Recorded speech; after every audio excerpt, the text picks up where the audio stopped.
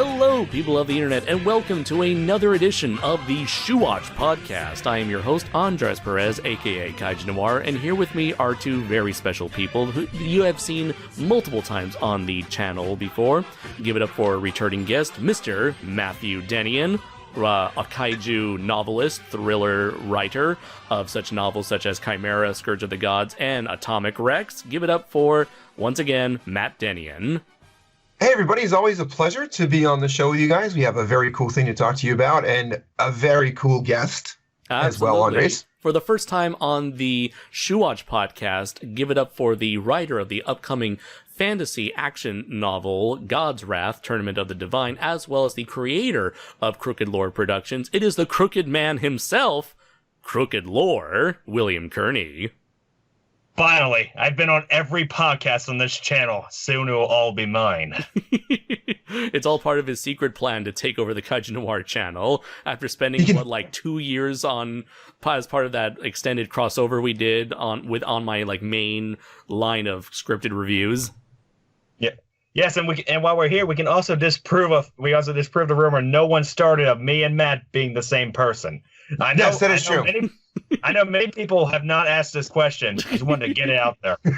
Just to clarify. Yes. He's a successful, happy man. I'm not.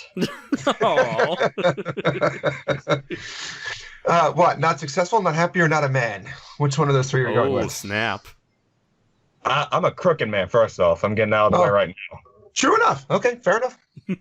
So the reason why we have come to discuss what we come here to talk about today is that this is actually a continuation of the Kaiju vs. Cancer project that we started pretty much I believe it's been now a year or so since you and I started this, Matt. Yeah, I think it's been a year. Little over maybe, but about a year. Yeah. Because I do remember it was around that time when Chris Martinez, it was early on in 2018 that Chris Martinez, or maybe late 2017, early 2018, Chris shared the sad news that he was dealing with cancer, which I believe he's thankfully recovering from miraculously. Yes. And around this time last year, you approached me saying, hey, what if we had this idea of raising money for not only helping our friend, but to help a lot of people, especially children with cancer. And so that's how we ended up starting the Kaiju vs. Cancer charity project, which has been ongoing ever since. But around, I want to say August, September, after we finished giving out our last t-shirt, which was an homage to the Japanese poster of Rampage, which was done by, what was the artist's name? Tom Crone. I remember it was Crone, Tom Crone. Okay, thank you very much. And so that went over very well, and I'm glad people definitely enjoyed the shirt that he designed for us. And so after that, the Kaiju vs. Cancer project went on a bit of a hiatus, only because we had a lot of stuff happening in the background, or happening behind the scenes. So I forgot, was it mainly your idea of putting together an anthology book? Yes, you did help me with the one thing we did do after the shirt was doing the Raptor Tales book, which I put out there for the anthology. You're right, because the Raptor book that I helped you edit was a prelude to the big anthology project that's been in the works for 4 to 5 months now.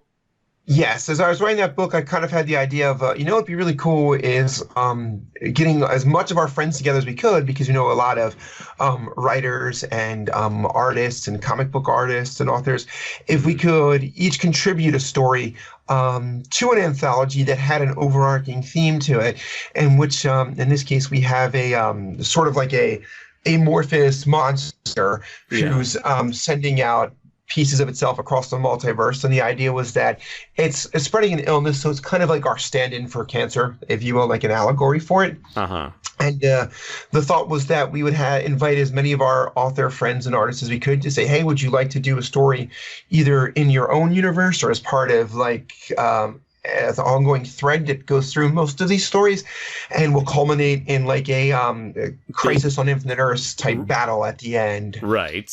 And that was the whole idea of like Crisis on Infinite Earths, for those who don't know, was a giant like multiverse crossover effect within crossover event within the DC universe back in the 80s, I believe, where it's like it was their way of rebooting their multiverse into a singular coherent single universe, which did not last very long, but the story itself has a huge place in comic book history. And we Right.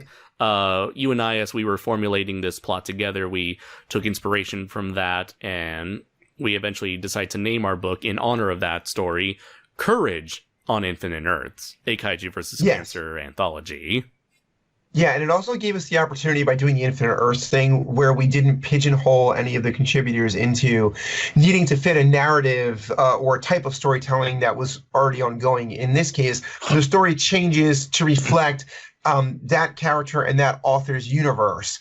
So you'll see we have several comic books by multiple people where the art style is different. My character Raptor appears because I put him out there for people to use as like kind of the person recruiting heroes to this big battle.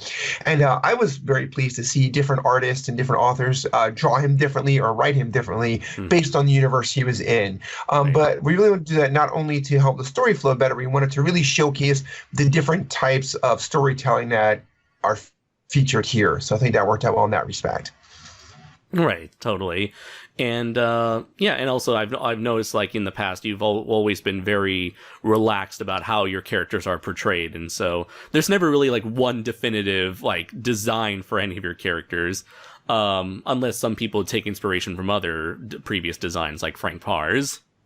Right, exactly. In fact, I think we talked to a few of our friends, like you'd mentioned to one person, like, oh, Matt doesn't usually have Raptor look that way, and he was like, well, you should send me something better. But I was like, no, it's it's fine. It's all good. I don't care. Yeah, like I prefer if he looks different in this case. It's like a positive portrayal of that one dog in the burning bar. This is fine. Yeah, it's all good. It's all good. As we were putting together the premise of this, you had the idea of having your main character Raptor, who is sort of like your stand-in for like dark brooding technologically techno savvy superhero for like Batman or maybe like Gotcha Man, any sort of like caped crusader style hero. And right. I wanted Bell to call him not Batman the book. I did, but I oh, you so could have. We had a Deadpoolzilla do that in another story, so you still could have done that. But anyway. Right, and so you had this character named Raptor, your stand-in for Batman, not Man. As you had him appear first in your book. What was it? The Kaiju and the Crime Fighter, I believe, right? Yeah, he first appears in that book where, in that story, I was originally just going to do it as a one-off throwaway because I always wanted to see that Batman versus Godzilla movie that never got made. Right. And, we can't just write our own Batman versus Godzilla story. So I tried to tweak the two characters a little bit. And anybody who sees the cover or the book will know what it's, referencing. Yeah, and I was it's just not Man versus not Zilla. Yeah, not Batman versus not Godzilla, basically. Yeah. So anyway, I was just going to kind of leave that alone. But then when we started Kaiju versus Cancer, I thought a lot of my books are too mature for like the kids at St. Jude's to read, or to necessarily like super associate with them. Yeah. But this book, that series was. So I kind of decided I'll make Raptor just for the charity at this point. So any books I do for, I brought Raptor back and just use them to write for the charity at this point. And stories that are still fun and engaging, but where I don't feel bad, like if a kid picks up and reads it, they're not reading anything too mature, like some of my other work might be. Right. I think I'm child friendly enough for children. Yeah. Well, that was the interesting part is when Andres and I were kind of piecing this together, it was like, well, we need Raptor to hop from dimension to dimension because we can't put all the writers in one shared canon universe. That would just be a mess, right? So I think we kind of talked about, hey, what about Augustine and Bell? They kind of do whatever the hell they feel like. So right. They can pretty much like bend the rules of laws, like they can bend the laws of physics and whatnot. So we quickly thought up of the idea of Augustine and Bell teaming up with Raptor to transport him from dimension to dimension to recruit these heroes in this one giant war against the big monster cancer stand-in. Yeah, and Will, you were cool enough to let us go with that, and I worked closely with you on the two. I did the opening story and the ending story to make sure that Augustine and Bell were represented in a way that reflects your channel as best as we could, where they're not necessarily heroic, but just more like Bell feels like it might be fun to do this kind of adventure. So they decide to tag along. Yeah, Augustine and Bell are very much chaotic neutrals. They don't take either side. Right.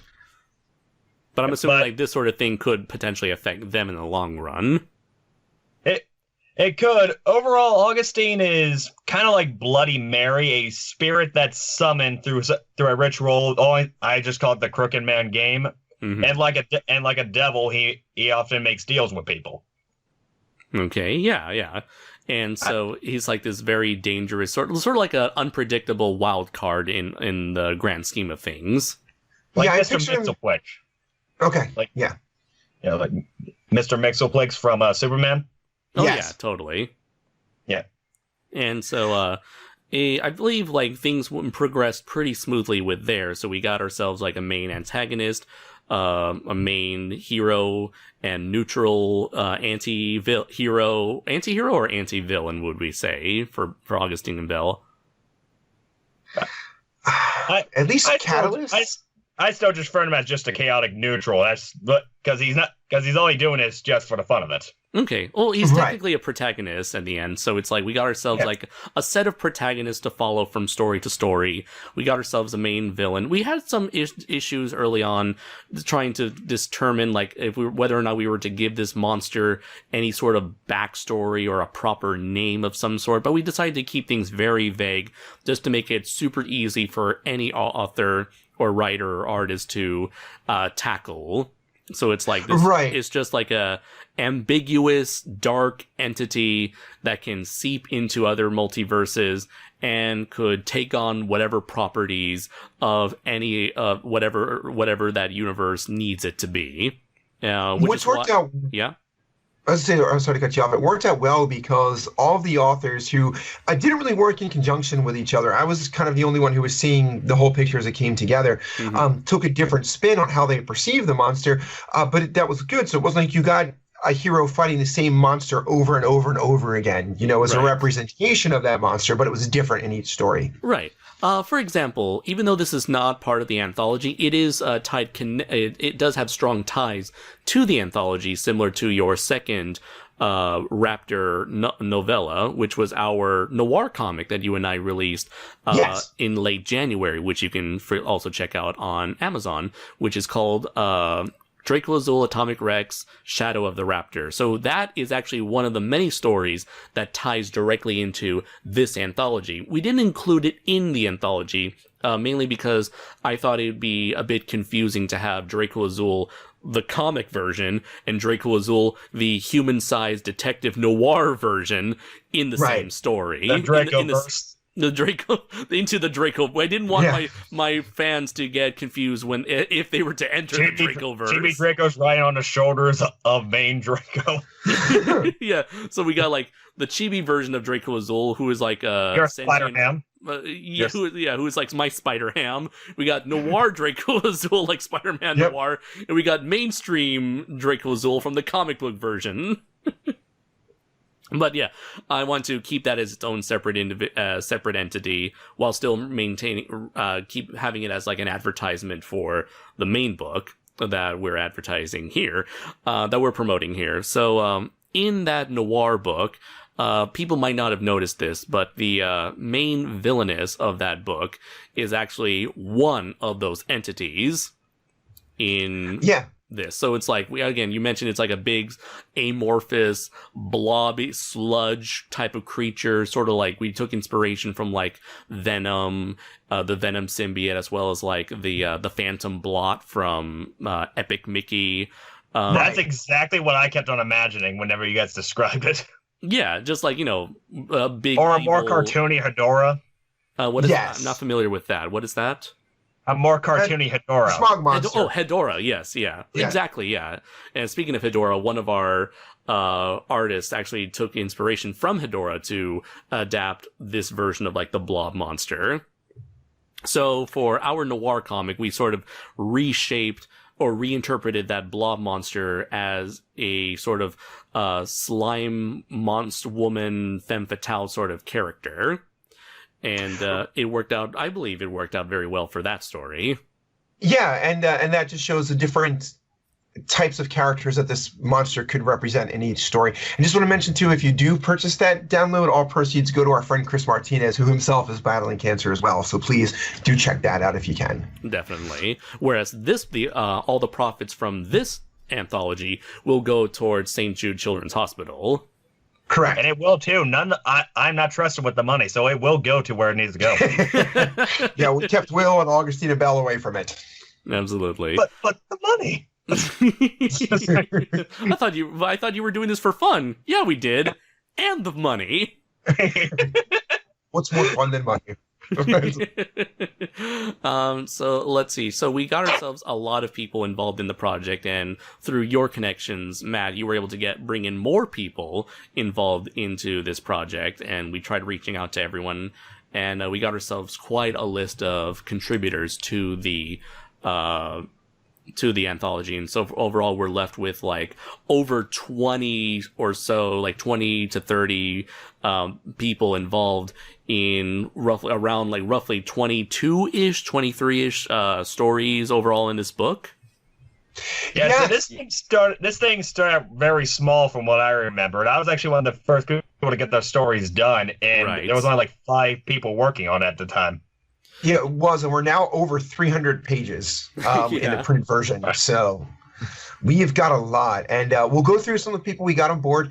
Like you said, reached out to a lot of people, starting with, and this is very cool. Yeah, very. I was really surprised you got this guy. Yeah, so a guy I'm friendly with, and we talk on occasion, but when we talk, it is for a long time because he's a very cool dude. I was able to reach out to Robert Scott Field, who most of you know as M11 from Godzilla vs. King Ghidorah, and he is all about doing healthy causes and charities. In fact, he was telling me he's working to open up a cancer research hospital in Japan right now. Uh-huh. Yeah, so he was gracious enough to write the foreword for this, which was just super cool of Robert. And we're hoping to get him on Andre's show soon to talk more about his charities that he's working on, because I'm sure all of our fans who are supporting this would like to support that as well. But yeah, so M11 himself wrote the foreword for this book, and he was the guy who kind of got us started. It was very, very cool of him to do that. Did he talk about me? He did. He said to stay the hell away from him, and stop calling he's him. tired of you.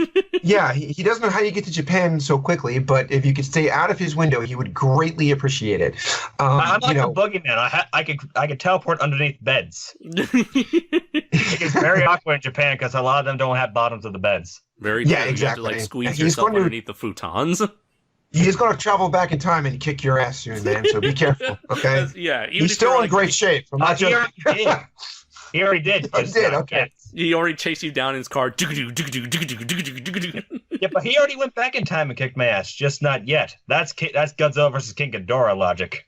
Yeah. Fair enough. And that's why you're able to still remember it. Exactly.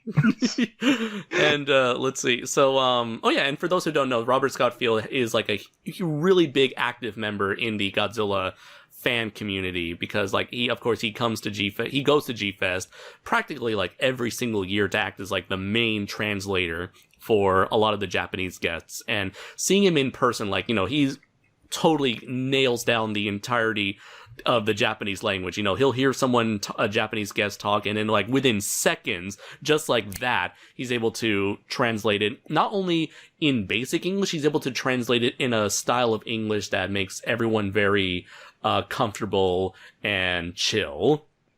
He's just one of those. He's a very like kind of person who brings a lot of personality to the table and helps like bridge the gap between the actors and the Japanese guests, the actors, the actresses, the people behind the scene who does the behind the scenes stuff, and the G fans who appreciate and love them. Yeah, he's just one of those guys who, when you meet him, has that ability to make you feel like he's been your friend your entire life. He's very charismatic. I met him through our friend Tim Price, and we were at G Fest, and Tim was like, "Hey, Matt, let's go hang out with Scott." I'm like, "Who's Scott?" Just like when Chris said to me, "We're giving Andres an award." I'm like, well, "Who the hell is Andres?" But it was much less disappointing when I got to meet Robert Scott Field because I knew who he was. He's famous. Yeah, but he was not. cool. Like, I just some fan, and he's like hung out with me, and we talked, and we Skype and call and stuff now. So it was very neat, and he didn't have to do that, but he did. So it was very cool guy. So funny story when you said who was Andres. That's why I said to Andres when I learned his real name. Yes. He was like, "Well, Kaiji Noir." I was like, "Who?" And I keep telling people sooner or later, sooner or later, I'm going to make it on the D-Man podcast. I was almost there, and I got sick, and get caught up from single A to the big leagues. But it's okay. One day.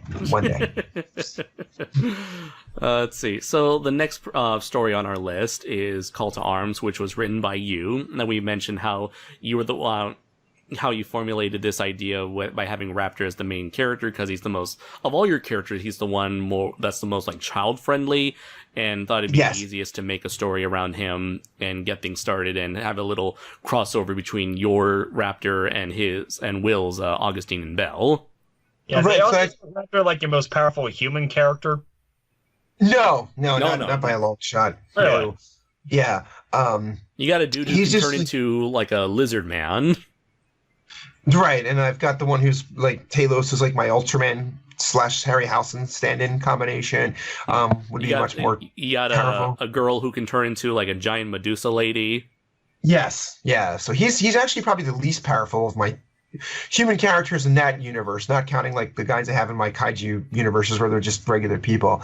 But yeah, because I can use him as a Batman stand-in, or like he worked really well in our noir story, which I like to do. I like to use Raptor a lot, and he's also, I make him like the Tony Stark-ish kind of too of my universe, where I can see that. Yeah, he's like the most smart tech guy, like you'd said. So one of the premises that we had or I wrote in this first story, and Will was kind enough to help me out with, was that Raptor's, one of the things he's working on is to be able to view different dimensions. So as he's viewing dimensions, he comes across Augustine, and Augustine and Belle can actually see Raptor looking at him. So, he's kind of gets freaked out by it because he realizes how powerful that makes Augustine and Belle. And when he sees this threat that's potentially greater than Augustine and Belle in this force that he stops it in his own city, but then he sees a portal as the monster's going back through at the end of the story where this bigger version of it is just sending out all over the multiverse. He realizes he needs the help of somebody who can get him from universe to universe. So he kind of has to reluctantly make a deal with Belle and Augustine, which comes to fruition at the end of the book in a unique way, we thought, Will, right? We won't spoil it. But for their services to help him recruit an army of heroes across the multiverse, right? Mm-hmm. Pretty much, yeah. Exactly. And just wondering, Will, was there any... how do you think Matt was able to nail the personalities of both Belle and Augustine? Well, in the first story, he didn't really use Belle that much. And Augustine, if I remember correctly, he only had just like one line, but he did catch his personality right. Yeah, I didn't want to step on toes was a big thing, so I just tried to keep it... Yeah, so you kept the smug, right. royalty, I say showman. That worked better. Showman personality of Augustine. Yeah, showman. Yeah, I think that's a good description. Yeah.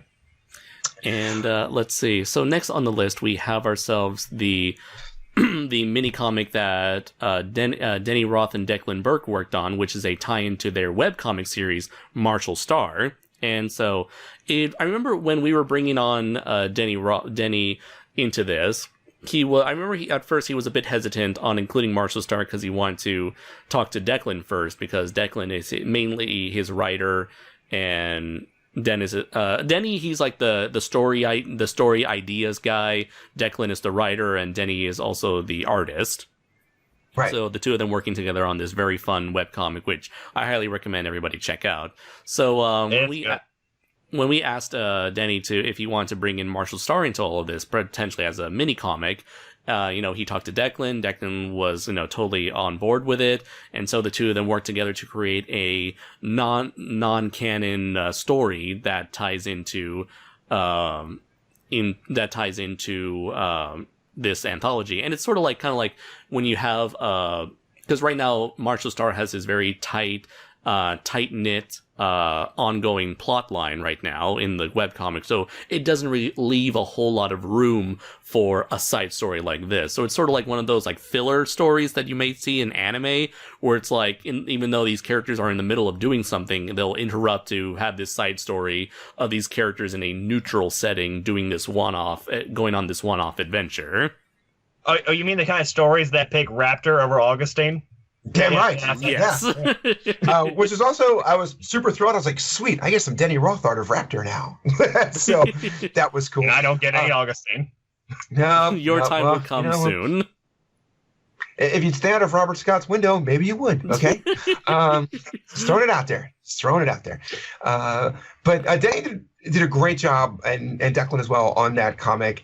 And this is really cool thing too, by the way. So I reached out to Amazon because, as a side boring note, they got rid of their CreateSpace was doing their print versions of books and merged it with Kindle Direct Publishing, who does their digital ones. Yeah. And I asked them, how can we do a mix of a comic book and a prose anthology? And they said, yeah, we've never really had that done before, as far as we know. So, good luck with that. And Andres, yeah, they're super helpful. You asked him, it's like, how can we, like, should we do, like, how do you do a comic and a novel? And they're like, Nani? Yeah. But you were able to help me out with kind of formatting some of the art to make sure that we kept it as close as we could to what the artist originally sent, and it looked great for all the comics. It wasn't exactly possible, as much as we wanted to make these pages like full, like have these comic pages like fill out the entire page itself, we couldn't exactly do that with the format Amazon was giving us. Right, but we are kind of pioneers in that. We'll be the first group to make a mixed anthology between prose and comics and publish it through this system. So that's kind of cool. It's possible it's a anthology. Yeah. It's possible that we may, share some of this art on, as time passes, we'll be sharing some of this art on the Facebook page itself. Yeah, absolutely. Let's see. So I already have mine. Next up, we have The Demon Slayer, The Monster Hunter, and The Superhero by Zach Cole. Zach Cole being a good friend of ours. And I believe that you introduced Zach to me, I believe, right? Is that the case? Yes, yeah. Zach does the Jeremy Walker series of books, and the Kaiju Epic series are all kind of tied in the same one. And I love Zach's work. He's actually, I think, very underappreciated. He kind of comes from that same Jeremy Robinson school of writing that I do. Mm-hmm. And when I reached out to Zach, I was like, hey, Zach, we're doing this thing. I'd really like you to do a Jeremy Walker story for it. And Jeremy Walker is like a person who can turn into a werewolf in Zach's stories, but he keeps his intelligence sort of like Werewolf by Night, I guess, from Marvel. Uh-huh. I've seen do that a couple times. And he was like, okay, but I've got this other superhero I'm working on. I want him to be a part of it too. And I was like, yeah, sure, works for me, man. Like, whatever, as long as we get Jeremy Walker. So Zach did a really good story.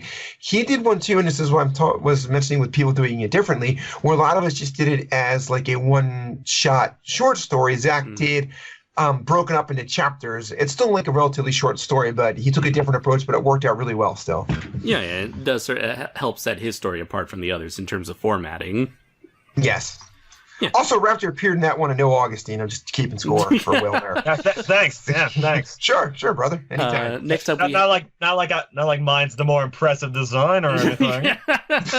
Original. Isn't that right, Mr. Jack Skellington / Black Cats? Yeah. I don't know what you're talking about. To be fair, I didn't even know what Villainous was when I made Augustine. So you can't use that. I will say, if Villainous can become a show on Cartoon Network's Mexico, there's definitely a chance for Augustine to have his time to shine on television for children, if you so wish to go that route. That's as child-friendly as I'm going to get, and you're all going to enjoy it.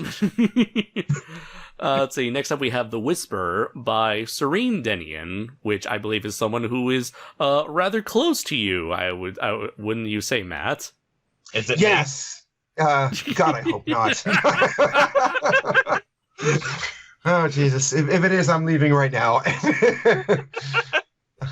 No, so this is an interesting story, and I'm going to proud dad here for a minute. But once I tell the premise of it, Andres, I think most people agree that it's a really cool concept, right? I would say so, yeah. Ingenious, actually. Yeah, I thought so. So Serena's my 9-year-old daughter, and she found out that myself and her uncle, my brother, who appears here later, and Andres, who she knows too, was doing this anthology, and she had a creative writing project for school. So she didn't tell me about this. And she wrote a story that was geared towards being part of this anthology and gave it to her teacher. And the teacher thought it was really good and sent it back to me with a little bit of tweaking, to be honest, but not much, and to kind of format it for the anthology. And the premise of the story is that it takes place in our world, like in the real world. And Serene and her sister Savannah hear what they refer to as the Whisper calling out to them for help. And the way Serene wrote it is the Whisper is actually a child in St. Jude's Children's Hospital who is dying from cancer. And as they are dying, they are given the ability to be the Whisper, to reach out to people, to send, money or donations or whatever to help out their friends who are still in the hospital. And she laid it out where, as if that child unfortunately passes away, then the next child who is extremely ill will become the Whisper. I guess sort of like the Spectre maybe passes from person to person, or Ghost Rider in comics. Who's that other person? Dr. Fate? Or Dr. Fate, yeah, that's a good example. But this is impressive sounding so far. It blew me away. She's my daughter, so I had other people look at it too and say, this is good enough to be in an anthology, right? And I had teachers at my school look at it and stuff like that, and they were like, yeah, this is really deep, actually. And I was like, yeah, that was my reaction, honestly, when you told me about it and I read through it. Yeah, soon I will throw you.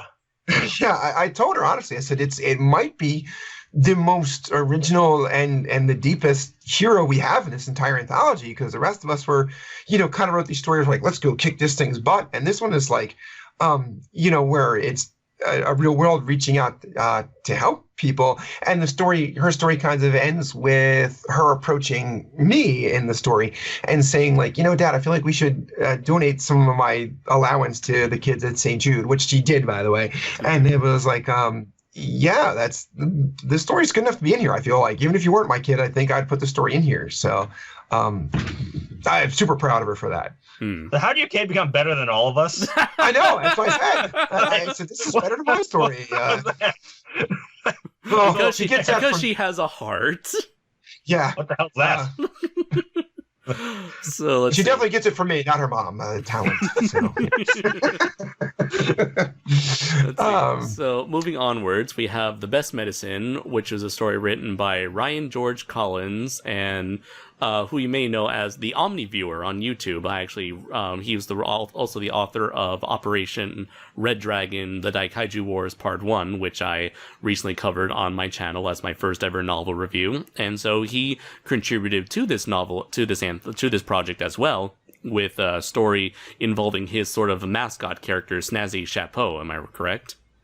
Yes, yeah. It's sort of like how Will has Augustine and Bell. He has Snazzy on his channel, but he wrote this with him and Snazzy being main characters. They're sort of like, I guess, what's the team from Ultraman, Andres? The Science Patrol, right? Yeah. Is that it? Yeah. They sort of fill that role in this and come across one of the monsters, and Snazzy is able to grow bigger to take care of it. And this was an interesting one too, where it worked out where you had Serene's kind of like real serious and heart-touching story followed by this kind of like zany adventure with Snazzy and Ryan. So I thought in that case it did work out well too, to have those flow from one to the next and keep that going there a little bit.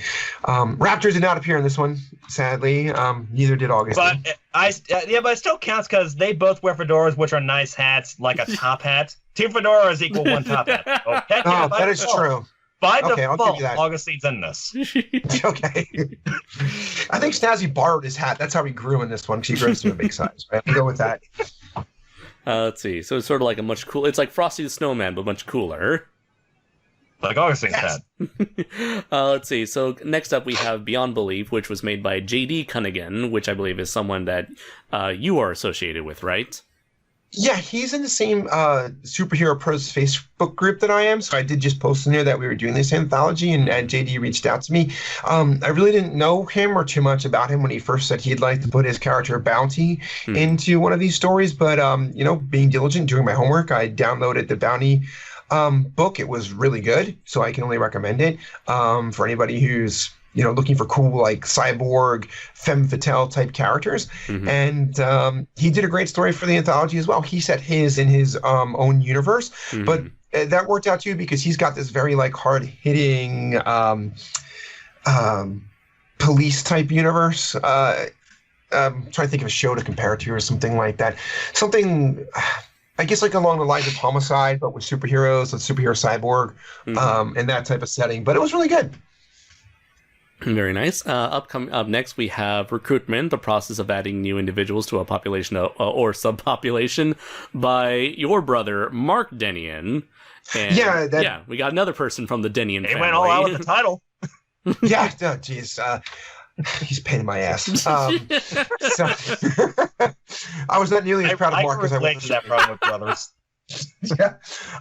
So Mark, he did a story. He's an English teacher, and he has a group of superheroes he calls the references, and basically their shtick is that all their powers are based on being able to utilize grammar in some form or another. So he has, like, his main character is the Human Dictionary, who can define any word. He has a Thesaurus Rex, who's nowhere near as good as Atomic Rex, but can, like, give you synonyms for any word. This story actually appeared in the Raptor Tales book that we did, but because we had already, like, kind of planned to have the references appear and play a key role in the final story, I reincorporated here for him as well. Okay, so it's kind of like a Spider-Ham, a more cartoony universe is brought into this big overall serious story.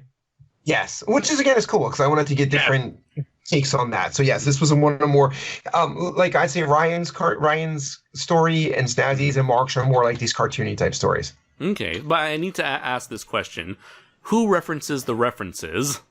Oh, good question. Oh, I'm gonna start writing. Yeah. In fact, can you have Augustine write that on his side of his garage? That would be really cool. And just draw Augustine's face instead of a smiley face. He'd like that. His wife would really like that. I know that for sure. This one was one of those stories I actually, given that this is the same story that came from the book that I helped you with, this is a story that I went through and, helped to edit. And it was definitely a very interesting take on having these two clashing different tones combined, where you have the more serious-minded Raptor against these more lighthearted. They come across as very, like, innocent, very more like Golden Age type of superhero characters. Where it's like, thief, what are you doing here? So it's kind of like that old episode of Justice League where they went to this alternate universe that was inspired by the Golden Age of DC Comics. Exactly, yeah. Yes. It came across that way. He actually wrote this to be sort of like a PBS WHYY type of superhero. His plan is, and I'm surprised it's been picked up more yet, is for schools to utilize them like as summer reading programs, which he's got some interest in, and I think sooner or later might catch on because he's got, like, a good idea for teaching grammar skills in a superhero story. Like, there's worse things you could be forced to read if you're a fourth grader over the summer, I feel like. So right, yeah, this could totally be like sort of like an educational version of, like, Captain Underpants, if anyone remembers that. I'm kind of imagining him in the style of the old G.I. Joe cartoon. I don't know why. Yeah, I can see that. Yeah, from the old PSAs. That's what I'm thinking of. Yeah. Let's see. Next up, we have a collaborative effort between Matt Denian and an individual that he has had a lot of experience with working with in the past. Jean-Marc L'Officier. Yeah, that's what we're going to say. Just call him JM. Okay. Jim. He is the Jim. Yeah. Jean-Marc is the owner and publisher of Black Coat Press in France. Right. And in addition to owning Black Coat Press, he has acquired the rights to Hexagon Comics, which has been around since, like, the 1950s in France. It's kind of their Marvel or DC, if you will. It's one of the biggest companies there. They do publish in the U.S. in English, so you can get a hold of them. And they've done a few crossovers with characters like Spawn and Savage Dragon, and they did a few with Marvel. Oh, so they do collaborative efforts of bringing American comics in the French language. They do that, but they do, like, his characters have been in Marvel Comics before. Oh, okay. I see. Yes. His characters have been in Marvel Comics where he's worked for both Marvel and DC at various times. He's also worked on, I want to say he worked in the original DuckTales too. So he's been around a lot. Woo! Woo! Sorry. Yeah, we got to get that in there, right? Let's all sing the song, everybody. I just got that song in my head. I had it in for months. Just got it out. But he has a group of heroes called the Strangers, sort of like the Avengers, and their premise is that they are on guard of interdimensional threats from, on their Earth. So it was a real easy idea to reach out to Jean-Marc and say, hey, I'm doing this thing. Do you want to do a story?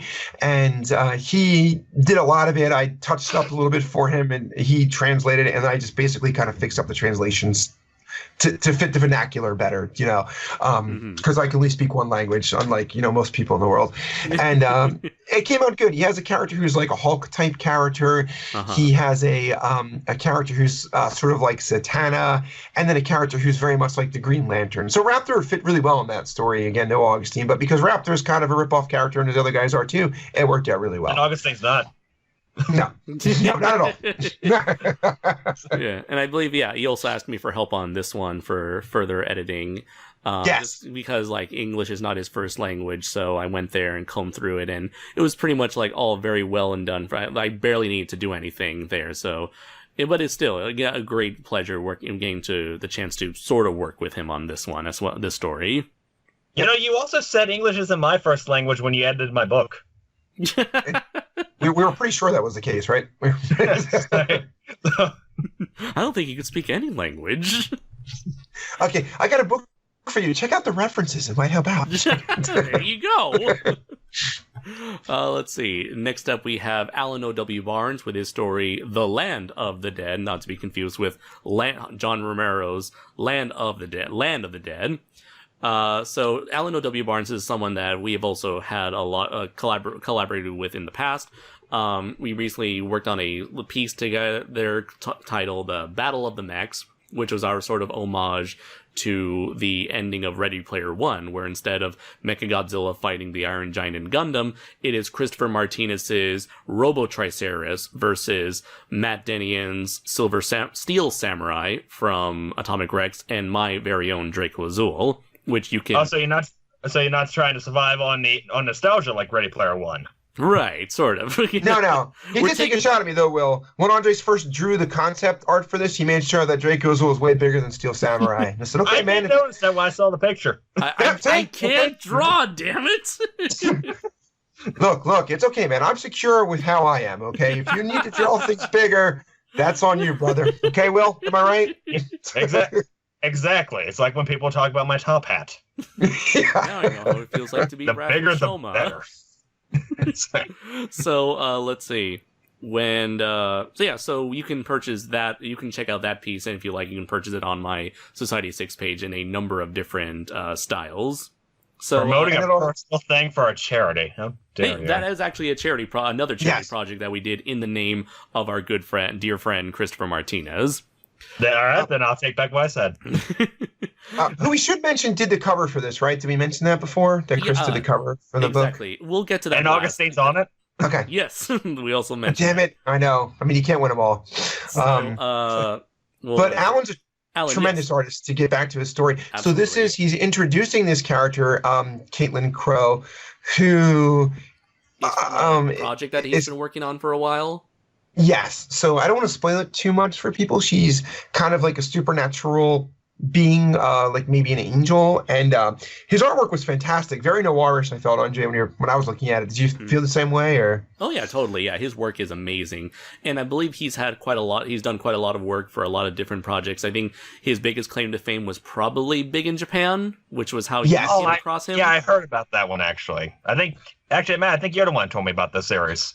Yeah, Tim Price writes a series, who's a friend of mine, and I met Alan through Tim, and Alan and I have hit it off very well since then. And then I guess I introduced him to you, Andres, and you guys hit it off well too. Alan's a super cool dude. Oh yeah, and, very chill. I could totally see this comic really taking off for him because his artwork's just stunning when you look at it. So, and I noticed that when he was sharing his portfolio with us, it looked like he also had some work on DC Comics. I'm not sure about that, but it wouldn't surprise me, to be honest. Okay. Let's see. The next story we have is The Infection Cometh, or The Infection Cometh, by a friend of all of ours, Christopher Nigro. And so this is an individual that I believe you have collaborated with a few times before, Matt.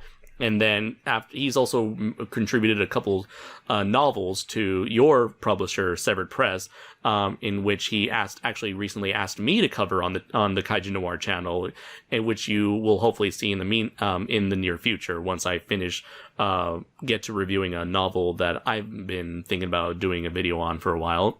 And so not quite. But technically, I can't even make a review of that book because then that's like a what do you call it? Shamelessly promoting? Conflict of interest. What do you call it? Like a bias. What do you call it? A bias. I forgot. I know there's a word there. Confirmation bias. You'd have confirmation bias. Confirmation bias, where it's like I can't review something that I worked on. I understand, Andres. You're disappointed. There's only one white guy in the whole thing. I understand. I understand. I know. I know what you like in the world. You know. And so Christopher Nigro contributed quite a few books to Severed Press, and eventually he struck it on his own, creating Wild Hunt Press, which was his very own indie publishing company, of which Will's own novel, God's Wrath, Tournament of the Divine, will be debuting in. And of course, also our friend that we mentioned previously, Zach Cole, his Jeremy Walker books, kaiju novels, are actually being released through Wild Hunt Press as well. Yeah, Mark's books have been moved over there too, so he'll be doing all his future books through Wild Hunt as well. Yeah, so pretty much like a lot of our friends and their kaiju projects have all been slowly gathering around Christopher Nigro's Wild Hunt Press publishing company. Yeah, Chris and I first came across him. He was writing for Black Coat Press around the same time I was, and we both kind of became fans of each other's work. Mm-hmm. And he, like you said, he opened up Wild Hunt Press, and he's going in a couple different routes. So he's got kind of like a mythology route, Will, right? Like with your book that's on tap for him to do. Well, Norse mythology. Yes.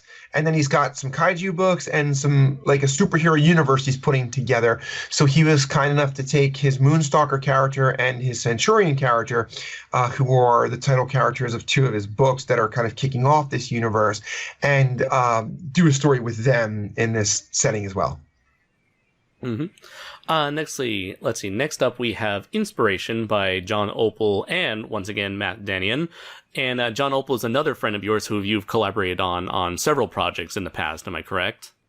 Yes, most of the independent stories I do, so not with Severed Press, I have John do the covers and or artwork for. So he has a character he calls the Cosmic Gorilla. And wait for it, Will. So Augustine is referenced in this story. Yay! Yay, win! Because John has written the Cosmic Gorilla as kind of like a omniscient and all-powerful, I want to say force of good, but force of order in the universe. So a nerd. Yeah, sort of. Yeah. A loser. To Augustine's junk. Yes, exactly. So it kind of worked out well in that in this story, we were able to counterbalance Augustine and Bell's influence, where like we wrote it that the Cosmic Gorilla is aware of them. He actually at first doesn't want to help out because Raptor's associated himself with these characters. And in this story, Raptor has to convince the Cosmic Gorilla that even though Augustine and Bell are kind of the opposite of what the Cosmic Gorilla represents, that in this case, they need to work together against this evil that's just kind of overwhelming. So I thought that was like a good story that John did. I did help him out a little bit with it, where we were showing like even people who are at opposite ends of an ideological spectrum can put their differences aside in the case of we're talking about helping out kids with cancer here. So that was kind of what John was going for in that story, and I think it came across pretty well in his storytelling. Mm-hmm. And let's see. Up next, we have A rather big name here. We have Skygirl and the Superheroic Jennifer by Joe Sergi, another friend of yours that you have had the pleasure of meeting in person around the convention circuit, I believe. How many friends do you have outside of us? I try not to embarrass you guys. I have a few. I get around, as Mike Love would say. That's how old I am. I know what that reference means. But anyway, Joe Sergi writes the Skygirl series, which has won multiple awards. And I'm going to tell the story I told you guys before we started recording about the circles it's put Joe in. So I met Joe at a convention that I was at with my brother. And Joe was telling us about, my friend DJ, I was talking to him and he's like, oh, you got to come out and see my movie. And we're thinking like, oh, so some dude made a movie in his basement. And he's like, so, we go to theater and DJ comes out and he like picks me up and then we have to watch this Hercules movie. I'm like, wait, DJ? Like Dwayne Johnson? I was like, you're name dropping, man. I only know freaking Robert Scott Field. He's all flexing on you. Yeah. Mike, the next time you start off with freaking The Rock being one of your friends. But Joe's also helped consult on things like Supergirl, the TV show, and Arrow and stuff like that, cool. Because Skygirl's so well written that they've come to him for help on stuff like that. But he's a super cool dude. And Skygirl herself comes off as a very Supergirl-esque type of character. Yeah, she's his Supergirl, just like Raptor's my Batman, if you will. Okay. Although she's when are we going to get when are we going to get a not world's finest between the two of you? Between Raptor and Skygirl. Oh, that's a good call. Maybe soon. Stay tuned. Oh, would Augustine be like Spectre? Oh. Maybe. We've talked a little about doing something else for the charity where we do maybe a novel like that together. Although, to be totally honest, Skygirl's way bigger and more popular than Raptor, so she might have other opportunities. There's no name Batman knockoff. Yeah. my Supergirl knockoff is way better and more popular. So, no, but Joe's a tremendously cool guy. He's doing a ton to help us promote this book. He's already booked multiple conventions, and he's having my brother and I go to some of them with him in order to promote the book. So we're very, very thankful for that. Let's see. Next up, we have Jake and Mark versus the Slime Monster, a Dublin school story by Martin Tiller. Goblins? No, Dublin. Chill out there, Goblin Slayer. This is one of Will's friends, right? Or no? And so I get paranoid from hearing goblins. I'm sorry. Oh, okay, that's ever since Goblin Slayer, I just don't trust them. It's his trigger word now.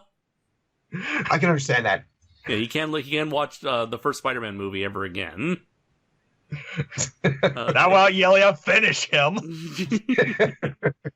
Let's see. So who is this Martin Tiller individual, Matt? Martin is another superhero author that I met at a couple conventions. He writes as you might tell, a Dublin school story. It's a school for superheroes. It's kind of like more Harry Potter type serious as opposed to like Sky High, even though Sky High might be like kind of the premise for it, but it has a more serious tone than that. And Jake Cooper is his main character in those stories. So he wrote a story taking place at the school where they're attacked by the monster. Okay, then. Next up we have Smash, another mini comic written by Chris A. Bolton, as opposed to Michael V. Bolton. Correct. He's not the Bolton, but he is A. Bolton. He's A. Bolton, yes. With his brother, Kyle Bolton. Am I correct? Yeah. Yes. Okay. So I guess an interesting story between this one. I took my kids to the library, and I was just kind of looking through the comics that they had there, and I came across the Smash, sort of like let's say anthology omnibus. Is that the word I'm looking for? Or like they combine a bunch together, or like a trade? Yeah, omnibus or a trade paperback. Yeah, like a trade.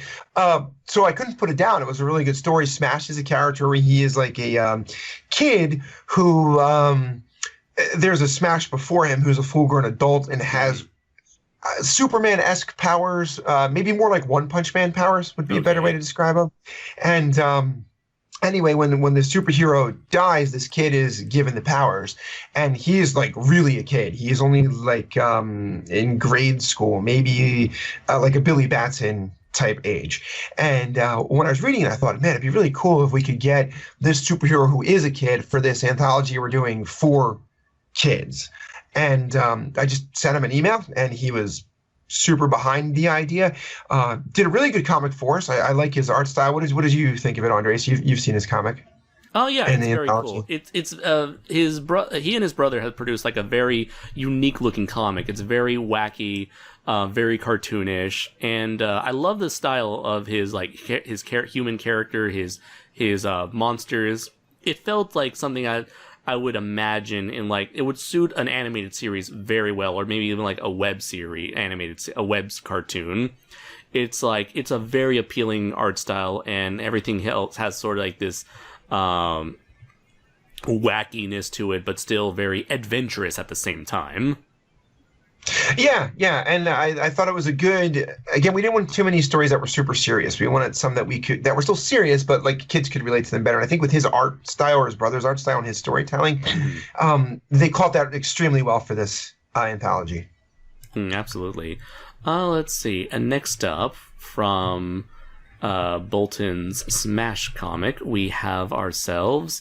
Let's see here. Final Curtain by Jay Taylor, which, despite its title, is not the final story in the anthology. No, Jay is. Yes, Jay. Whatever. No, he's a cool dude. Jay is a one thing I really like. He's a local indie comic publisher in New Jersey, near where I live. So I met him just to like comic stores. He does a comic called Opposing Forces, where he has a hero called Earhart, who's not dissimilar from Graviton from the Avengers or S.H.I.E.L.D. series, where she can control gravity around her. Mm-hmm. And I was talking about doing a story. He was unable to do a comic, but he was more than happy to do a prose story. So we did a prose story with his character. And I feel like anytime that, again, like with Smash or like with Alan's character, Kaitlyn, or Denny's Marshall Starr, that we can promote indie comics, it's always a good thing too. So Jay was kind enough to do that story for us. And YouTube channels. Definitely YouTube channels. Can't forget that. Next up, we have a character by the name of Striven in a story, or Striven or Striven? Driven, I want to that's what we're talking about. Yeah. I'll go with Striven and the Star by Tom Warren. That's like Tom. It does, doesn't it? Huh? So, yeah, and the artwork looks like an album cover too. Yeah, I was going to say that. The character looks like she belongs in like a heavy metal album, or in a cover of Heavy Metal magazine. Yeah, in fact, I definitely.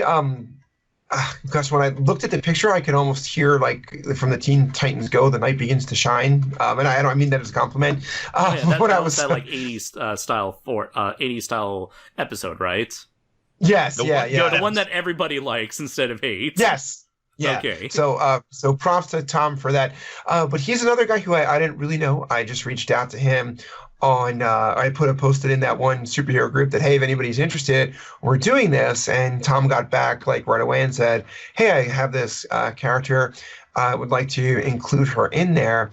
And his premise was kind of cool. I just want to double check just to make sure I say it rightly. So he did a book called 100 Heroines, where he's really pushing female superheroes. And this is one of his main characters. So he wanted to include her in this.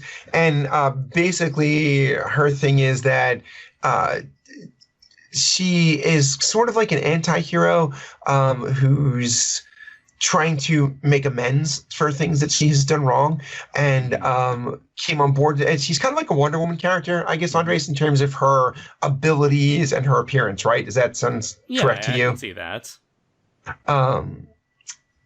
So he was really cool. He wrote a very good story to go into this mix as well.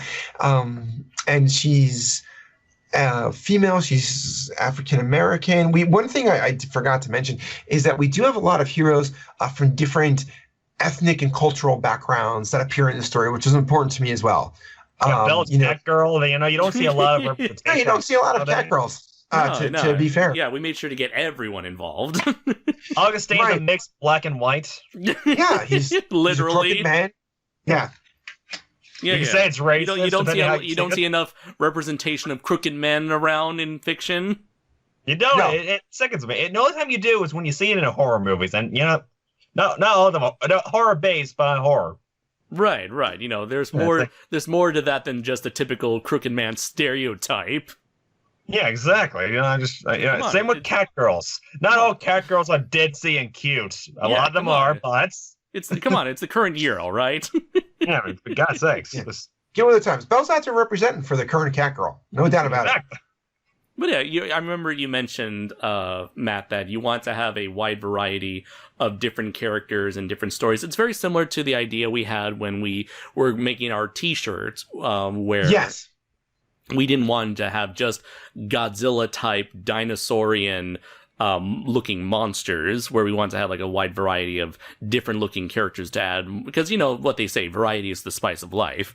And so having characters of different backgrounds and origins, not just ethnicity, but like, culturally and design wise and, story wise, writing wise, it provides a lot of different styles, unique takes, to make it feel like all these stories here. It's like to make this anthology more special, where it's like every story stands on its own, stylistically from each other. So it's like you're not just reading the same story over and over again, but rather we have ourselves a unique cast of characters, artists, and writers who can each bring something new to the table.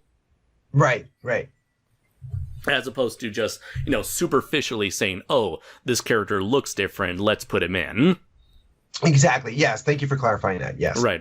Because there can be some confusion between the two, where it's like, it's different, it looks different, but it's not really that handled all that well, but rather it's something that looks different and but in a uniquely entertaining sort of way. Right.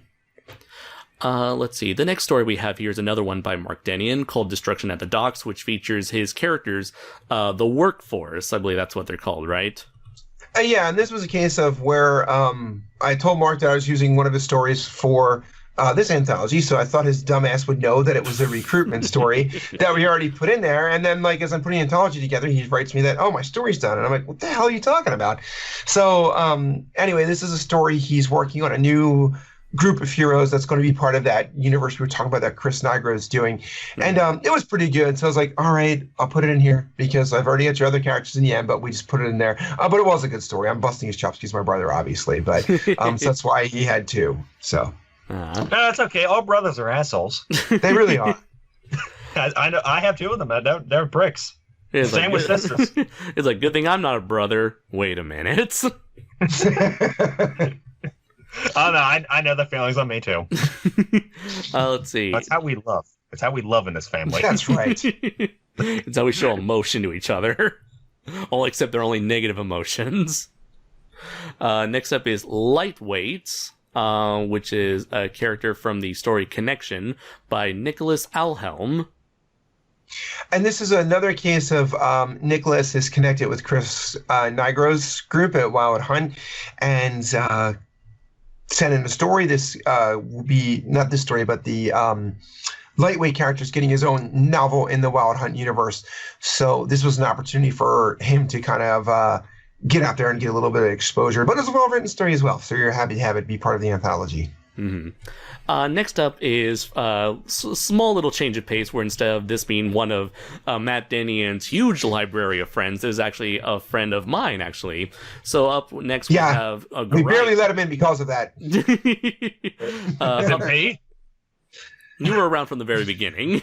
Yeah. Yay! Someone we tried to get early on once we started the Kaiju vs. Cancer thing. That is our good old buddy Garayan, all the way from Thailand, the creator of this kaiju comic called Nagarayar, Kingdom of the Monsters, a comic in which I helped him on for the English version that's available on kproductions.th.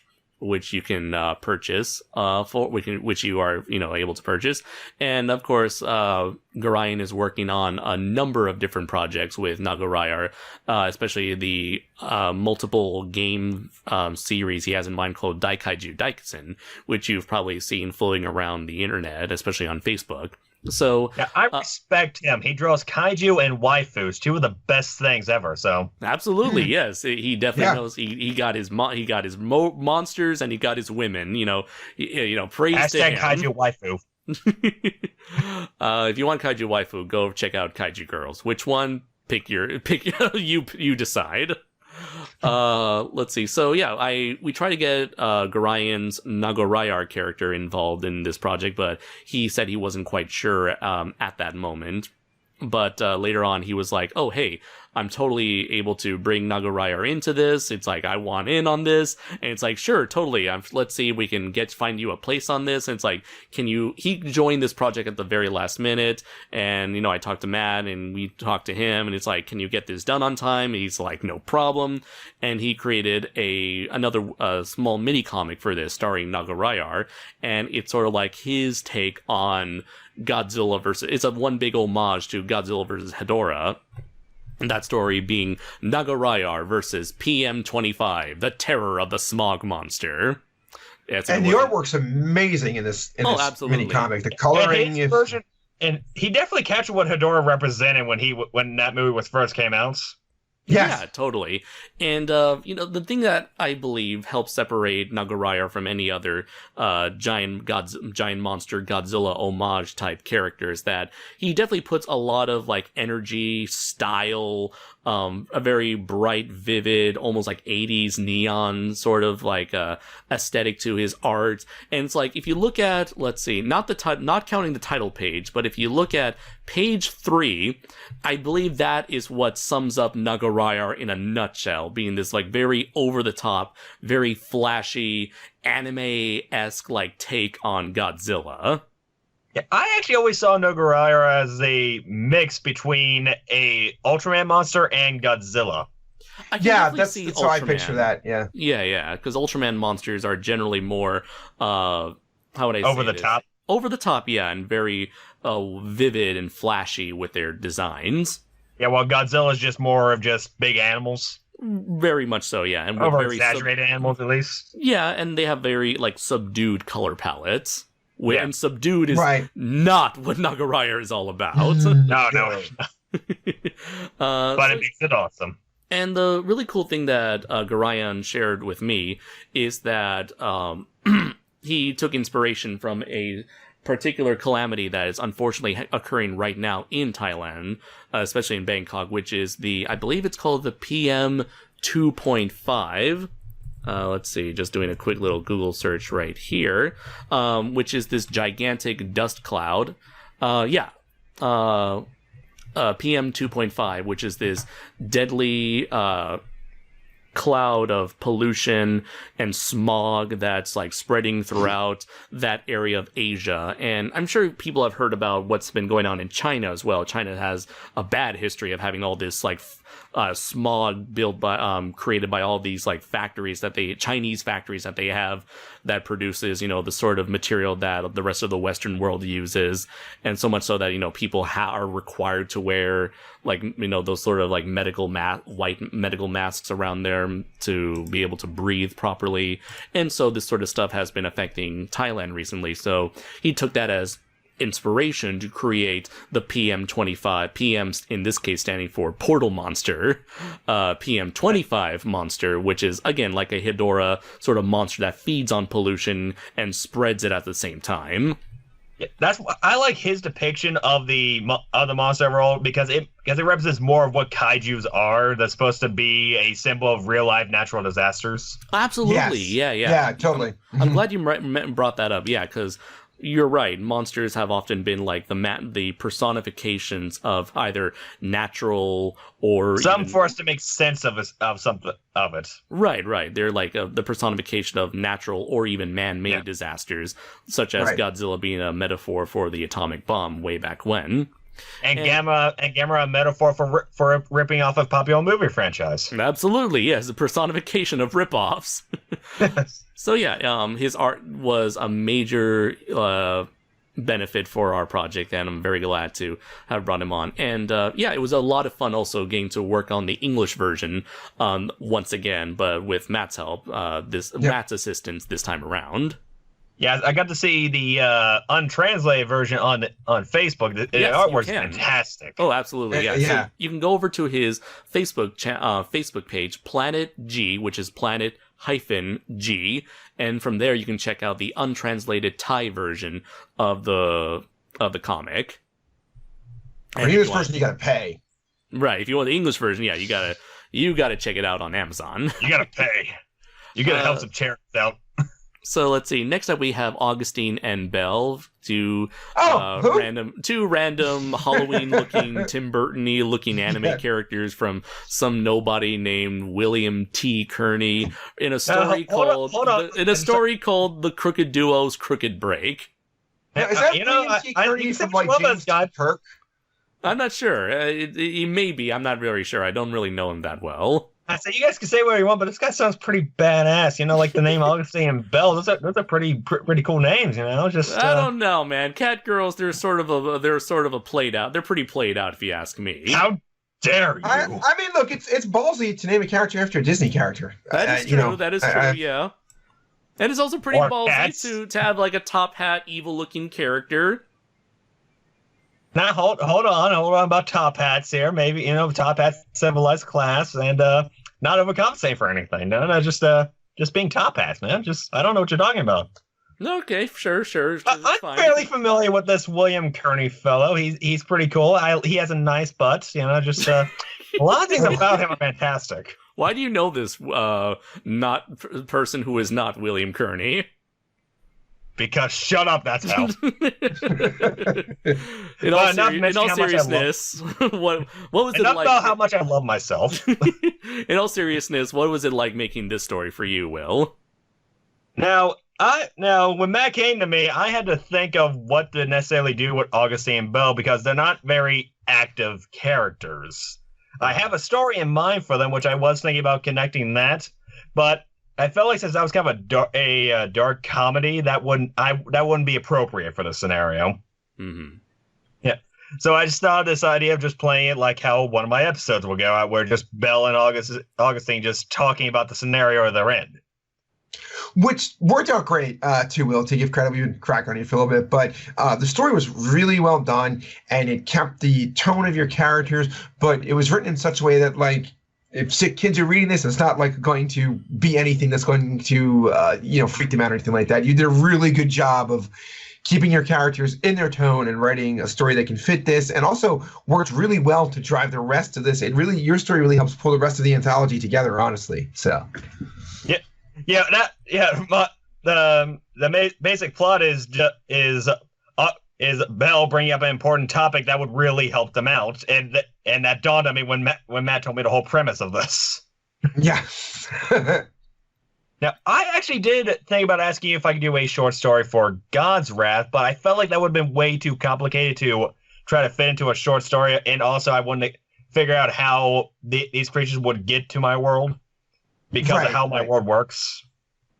You did kind of mention it, though, right? And I did reference it in my Augustine Belle story. But I even mentioned that the leaders of this world won't even allow Augustine there. Right. Yeah. That's a fun little idea, like a pseudo crossover in that sort of sense. Yeah, I couldn't really do it because my world's so complex with how it works. I don't want to go into detail here because people are going to get confused. Right. So it all makes sense once you actually read the story he has planned for God's Wrath. Right. And you will read it, folks. You will. Or else. Exactly. And let's see. Next up, we have Draco itself appearing in story. You mean Mazinger Z? I love that guy. Yes, Blue Mazinger Z. Or, as some people like to call him, Optimus Prime. Blue Mazinger Miss. You mean Gundam? Mazinger Miss Primedom. Gun Prime. Mazinger Miss Gun Prime. Prim. Prime. Yeah, you gotta put a ribbon. Grime. Mazinger Miss Grime. Primal Warrior Prime. Mazinger Warrior Draco Prime thing. Damn. So yeah, this totally original character, do not steal, creation of mine is involved in a story that I wrote called Draco Azul Divine Intervention, in which a giant monster, similar to Garion's approach, a giant monster shows up and Draco Azul has to fight him. And, fun fact, Matt, Augustine's in this story. Yes, he is. Yes. I guess because, like, I'm much more familiar, like, considering how we've had this whole entire YouTube crossover, I felt like I had a much larger familiarity with Augustine than with Raptor, and I thought it'd be very fun to have Augustine interact with another version of Draco Azul that isn't my on-screen YouTube avatar. Now, I didn't actually mention his existence, though. Your avatar's existence in my story. Right, yeah, that is true. Yeah. And so, it was, I felt like it was fairly easy enough for me to get Augustine's personality across. I just made him this, like, very smug asshole who can do anything because he can, because fuck you, that's why. Yeah, you did a great job writing Augustine, in all honesty. Thanks. I tried to make him as this, like, very aloof, smarmy, antagonistic force that's ultimately won't pose any harm, but he is still very dangerous and unpredictable at the same time. There is one thing you did that kind of confused me, is you described Augustine winking. He technically only has one eye. That is true. Well, he has one eye closed and the other eye open, doesn't he? They both only open when he's angry. Very true. That is very true. So it's like, he can blink his one eye. So yeah, you're right. Winking means you have one eye open, one eye closed. But in this case, if he's winking, it means he has both eyes closed for just a short second. Yeah, so that's not really winking, that's blinking. Kind of, but then it wouldn't. The gesture wouldn't come out right in this sort of I can't wait literal till context. Game Theory gets a hold of this. Coming up on Game Theory, what is something that Game Theory would think of? Is Augustine the Crooked Man secretly the mayor of Halloween Town? But hey, that's just a theory. A Game Theory. And also, Andres. No, he's not. He's way too cool for that. But they look similar, and then I pull a lot of things out of my ass and saying how similar these things look. These two Augustine and Ness are the same person. Yeah, that's it. Yeah. No. It's Augustine is secretly Stans. But hey, that's just a theory. Game Theory. Okay, I'll stop the annoying voice. But yeah, going back to what I was talking about. This was actually my very first experience professionally doing prose writing. And I guess, like, prose writing is sort of like the catch-all term for any sort of writing that's for a novel, be it fiction or nonfiction. Is that correct, Matt? Yeah, basically you're doing a writing without visual aids, more or less. Yes, okay. So I've done quite a bit of comic work at this point, writing the script for my upcoming comic, Primal Warrior Draco Azul, as well as its future issues. And I've had work editing a comic, thanks to Garion's help, and I've done editing work on Will's novel and several of these short stories, along with the Raptor novella that Matt made. So this was actually like my first time I was really doing something completely on my own in terms of writing my own story. And I was very afraid that it might come off as very awkward looking, because I've always had this problem where I would find myself repeating the same phrases over and over again. And thankfully enough, you were to help me out on that, Matt. And you also gave back some helpful feedback as well, Will, where you're able to point out the things that I would repeat often, and we're able to fix that, and I was able to learn from this a lot. And it was a very exciting experience to have something that I wrote be featured in a book.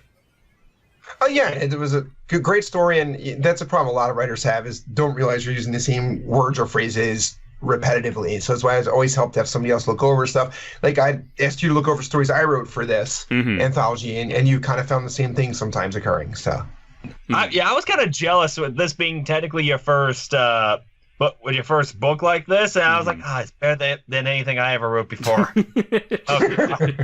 Trust me, you should check out some of the old ass fan fiction I used to write. I used to write one time in high school I wrote a trilogy of fan fiction involving Godzilla, Ultraman, and Gamera all crossing over with each other. It's not that good. I doubt it, and for whatever reason, I'm sure those files are long gone. Let's see. For the final story in our anthology, we have The Battle Between Worlds, which is a story by Matt Denny. And once again, since he opened up this story with Raptor and Augustine's in it. And Augustine. Yes. And so we'll close this with Augustine and Raptor and a huge bunch of characters. Yeah, this was not the easiest story to write because I had not just Raptor, but the other heroes from my universe because it wouldn't have made mechanical sense for them not to be there. And then every other hero we recruited along the way. So not every hero in the anthology because we had some that were just standalone, but a ton.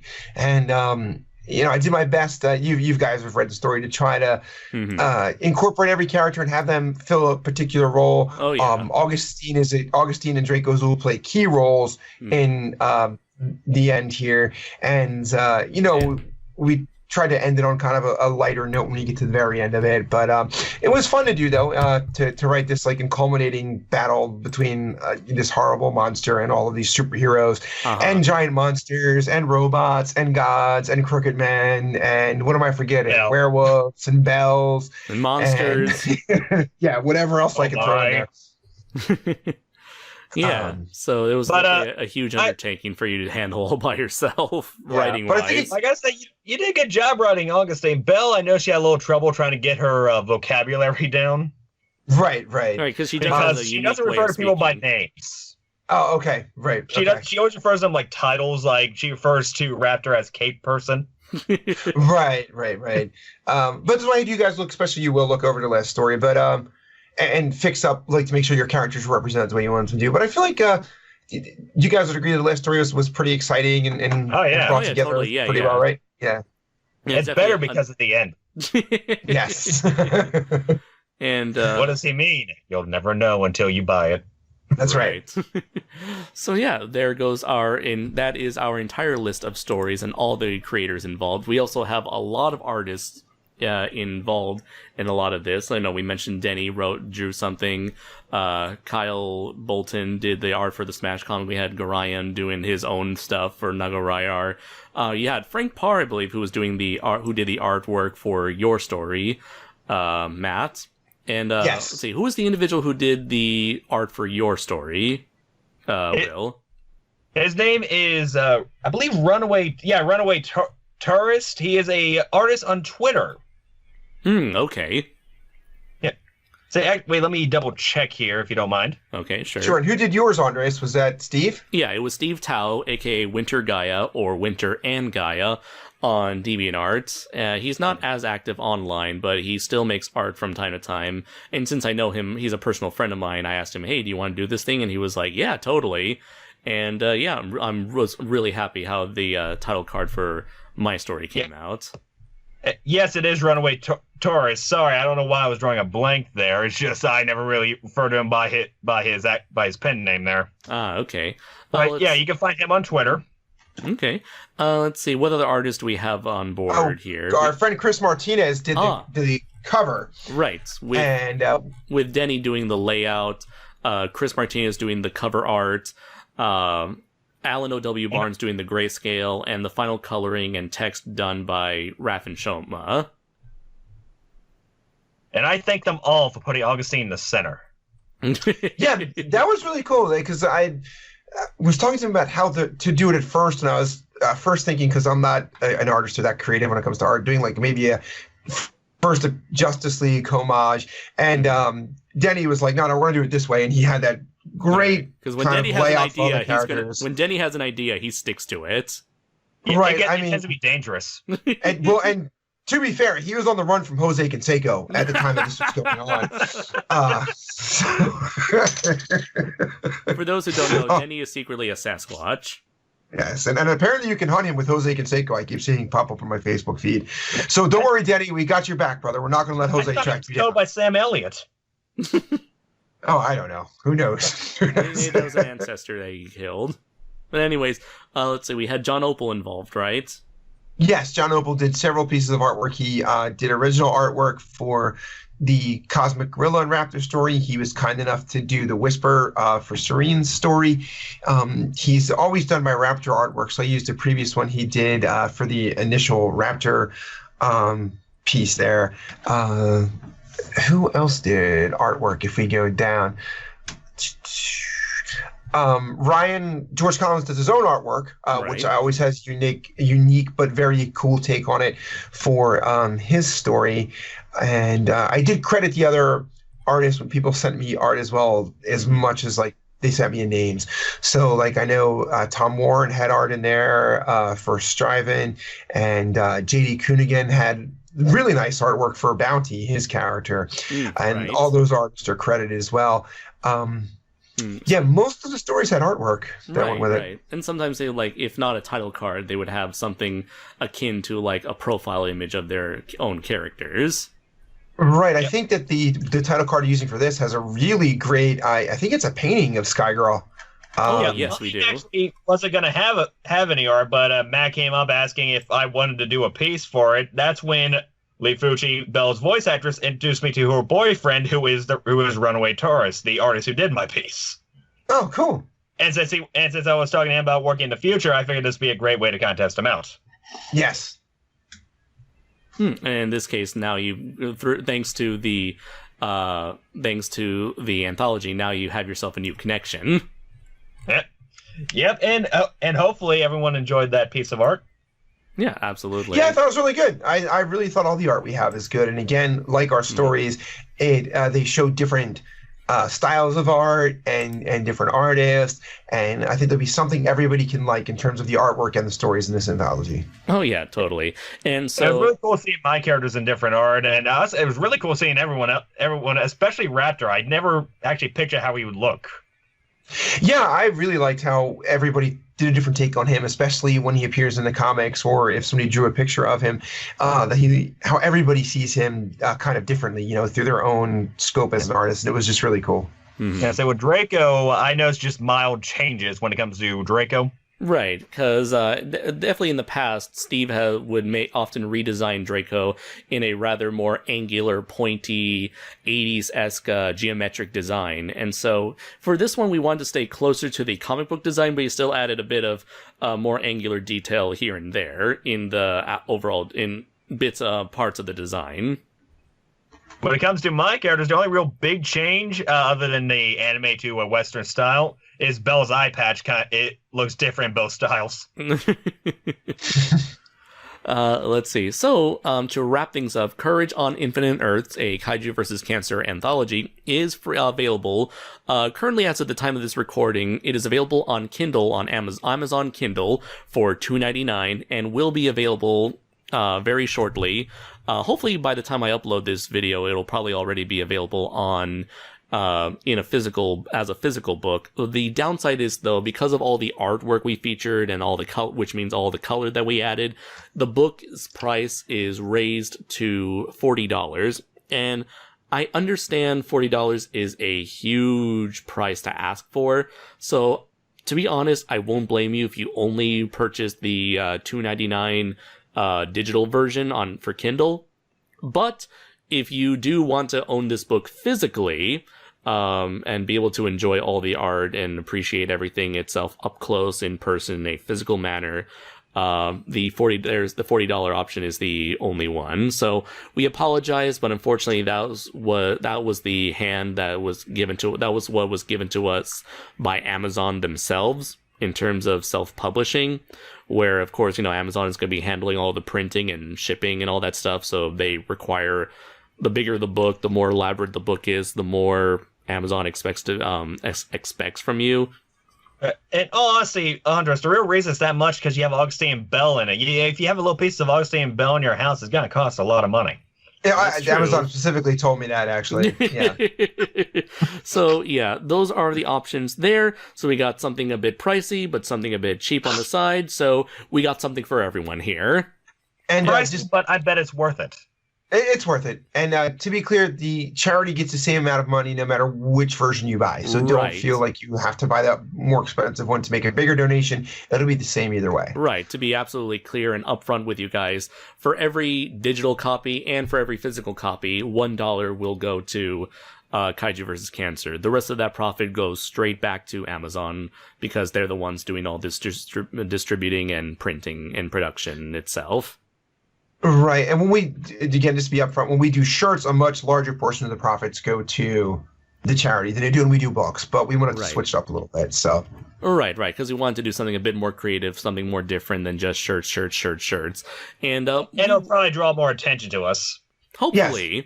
And we'll, bring a lot more attention to not just all these artists and writers, but to the cause itself of helping these children with facing cancer in St. Jude's and, even around the world.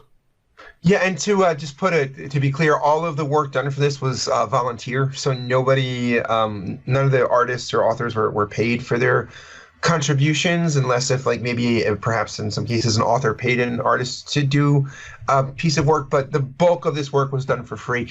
So if you could please check out some of the other stories from the people in this anthology, their YouTube channels, their comic books, their their portfolio of artwork that they've done in the past. Yeah, anything, because everybody here gave their time just to help out sick kids, and we're always happy to do it. But again, any extra help you could give these guys for doing this would be greatly appreciated. Absolutely. If I was charitable enough to join this, why aren't you? Yeah, exactly. So, any last words before we wrap this thing up? I just want to give a huge thank you to all the contributors who were part of this. Everybody was super cool, and I know it sometimes can be frustrating with how long it takes to get an anthology like this together and get it out. And you saw when you're working with the Andres, you get it formatted. But none of the contributors, complained or anything like that, and they were all more than happy to contribute to this to get the work done as quickly as possible. Like you said, Garayan got done that amazing comic in like a week. Yeah. So just a big thank you to everybody there. Absolutely. And even me. Even you, Will. Especially Will. Yay! See, Will's the key to all this. He's a more to be fair, he's a crooked character than we've had before. Hopefully it'll work out. Yeah. And to be fair, the whole thing falls apart without Will graciously lending Belle and Augustine to kind of being overarching characters in this whole thing, which is not necessarily I lent them. So, yes. They didn't tell me to let them be in the comic. No. Okay. They forced their way. He's like, we're going to be a part of this, whether you like it or not, Will. And Will was like, how come you're real now? And he's yes, like, they were never real. Shut up, that's part of the joke. Yeah. All right, they fellas. hold me hostage. All right, ladies and gentlemen, that has been our discussion for the Kaiju vs. Cancer anthology, Courage on Infinite Earths.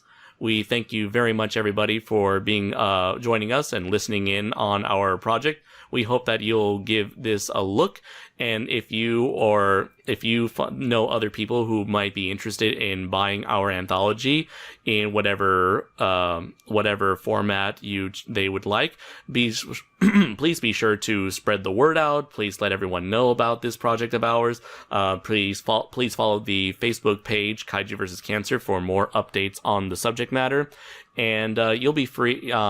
And you'll definitely be looking forward to further collaborations and projects involving our charity project in the near future. So for those of you wondering when our next t-shirt will come out, don't worry, we'll be right on that. We've been taking a long break from the t-shirt stuff in favor of doing this very ambitious collaboration, and hopefully we're very proud of the end result, and we hope that you enjoyed it as much as we did. So, until next time, everybody, I have been Andres Perez, aka Kaiju Noir. I've been Matt Denyon. I've been Crooked Lore Productions, a.k.a. William T. Kearney. And until next time, everybody, take care.